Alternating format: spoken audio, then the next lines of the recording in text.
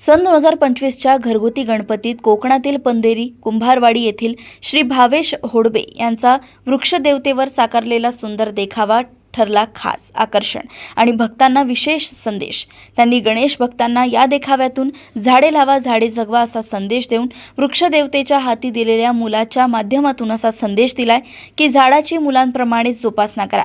आपल्या भारतीय संस्कृतीत झाडांना शुभ आणि पवित्र मानले जाते। त्यांची पूजा केल्याने देवतांचा आशीर्वाद लाभतो। जसे वृक्षाच्या मुळामध्ये ब्रह्माचा वास असतो, वृक्षाच्या खोडात विष्णुदेव निवास करतो, वृक्षाच्या फांद्यांमध्ये शंकर देवांचा वास तर पानापानात देवतांचा वास असतो। इतकेच काय तर पिंपळ आणि वडाच्या झाडाला तर वटवृक्ष मानतात, ज्याची पूजा केल्याने सर्व इच्छा पूर्ण होतात, असे एक धर्मी महत्त्व आहे।